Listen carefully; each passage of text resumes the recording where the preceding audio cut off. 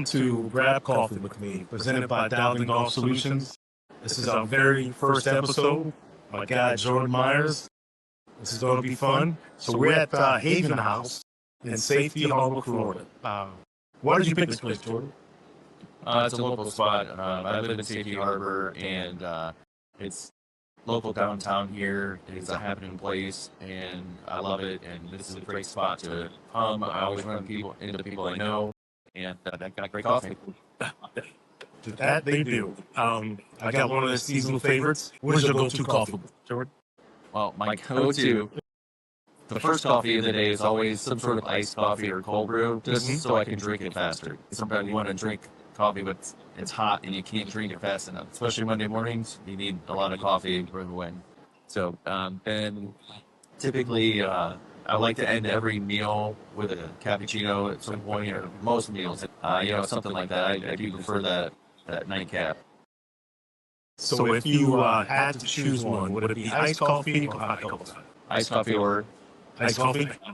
what was the question? Oh, hot coffee. Iced coffee or hot coffee? I drink more hot coffee, but anytime I'm on the go, it seems like I just drink iced coffee. Although, It does make it easier. It does make it easier. I do drink about 2 or 3 pots a day if I'm working from home or the office.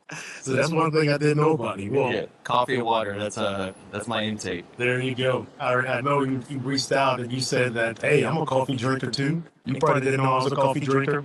I didn't know you were a coffee drinker. So it's only fitting that you are our first guest. I wanted to ask also if you had to go anywhere in the world to drink a cup of coffee, where would it be and why? I could just give you an experience of what I had. We studied abroad in Italy, and we went to a wine tasting in the hills of Chianti. And that was my first wine tasting in college. I ever been to the hills of Chianti. It was a beautiful place, obviously. And then we went out after that for a cup of cappuccino in the hills of Chianti. I would recommend that. It was a great experience. It's weird how the air up there in the hills of Chianti, it just seemed more pure than anywhere else in the world. Yeah, it does make a big difference, the taste of coffee. All right, so let's get into it. Jordan Myers, I've known you for several years now, but I learned something new today, and that is flag football. That's right. How did that come about? When did that come about? And how come I haven't heard about it? It came about, I've coached, my daughter's played for about 7, 8 years. But, we just kind of played more rec-wise. Then an opportunity came. We got paired with several good players. This is on the girls' side mainly. And we realized what we had. We had something right away that was very competitive. And it was about this time where flag football is going to be an Olympic sport in 2028, which you probably have heard and they know. And so we started to compete in travel tournaments, and we were having a lot of success.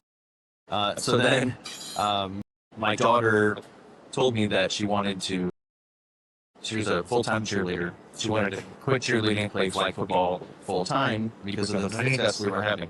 So I went all in on flag and started a league here locally in the Tampa area, and then somehow got noticed by USA Football, who is the governing body for the Olympic team. So they choose the players that are going to be on the future Olympic team. And I've now had an opportunity not only to coach with them, but then based on that experience, they invited me now to be a part of their core group for selecting the talent that eventually is chosen for the Olympic team.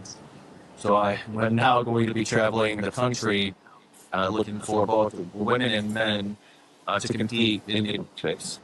That's cool. Yeah. That's cool. I can't wait to hear more about that. So let's get into it. So you mentioned that you have a daughter. How many kids do you have? I have 3 kids. And I know you're married. How long you been married? It'll be 17 years this year. Great. Congratulations. So tell us about your business journey, what you do, how you got into it, and we'll take it from there.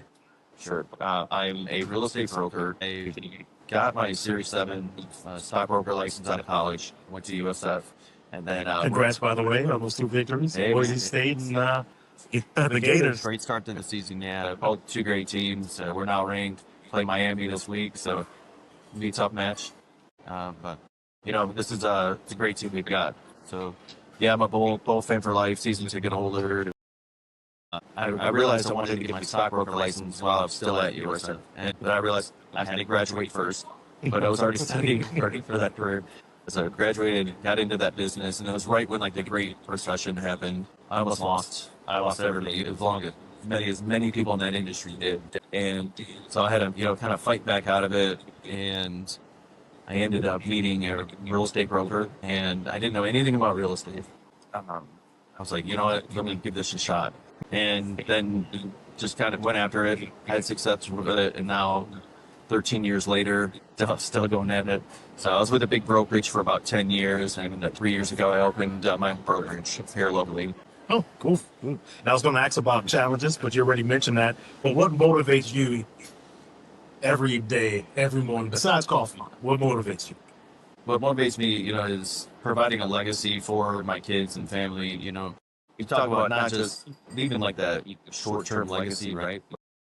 Like thinking like your lineage in the history, and like, you have family members in your bloodline and that come and go, and like, what are the ones that truly made an impact to the future of the lineage of your family? And I want to whatever that means, that may mean at the end of the day, I want to leave that lasting impact where truly like drove my family forward for generations. What trends or changes are you most excited about in your industry?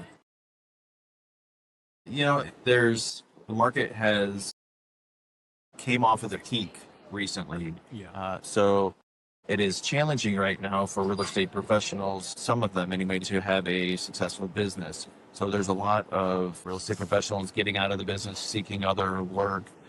So that does create an opportunity for the real estate professionals that are staying in the industry now to really capture a piece of market share. So we have a saying that the market share that's gained in a bad economy, you never lose. There's some of that you gain in a positive economy, you can lose. So if we can gain that market share in a down real estate economy, it's off the peak, it's really not that bad, but that we can retain that and service our clients and keep them for life. Great. Yeah. So what piece of advice would you give others in your industry? That one jewel that you want to leave us with?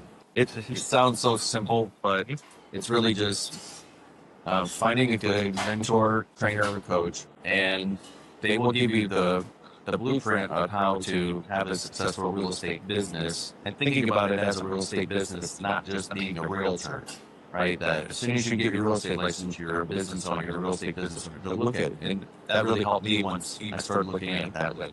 And then there's going to be things that you don't want to do in the business, but if you want to have that successful long-term business, there's certain things that have to do, and to take that advice from those trainers and coaches, and even when you don't want to do it, apply it.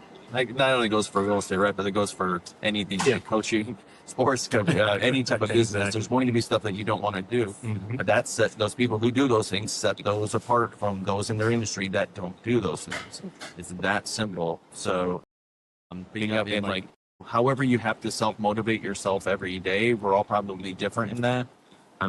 So whatever that is, find that why that drives you, and that's what you attack, and that will push you right through those things and make it just part of your day, where when you don't do those things, then it kind of feels like weird that you didn't do them. Once you got to that point, then you know that you're on the right track. Very simple, yet so hard for many people to do. So hey, I appreciate your time, Jordan. Shout out to Haven House. The coffee was great. Actually, I got food. The food is great as What well. coffee did you get today? I got their seasonal special, and I cannot remember what it is. I know it's caramel in there. Okay. Because my go-to coffee is always a caramel latte, an iced caramel latte or hot caramel latte. I prefer iced coffee. Like you said, on the go is very easy, very, very easy to drink. And this one is actually pretty good, so I'll be coming back to this. So I appreciate it, Jordan. Good to hear, man. Welcome to Safe Yard. Hey, thank you.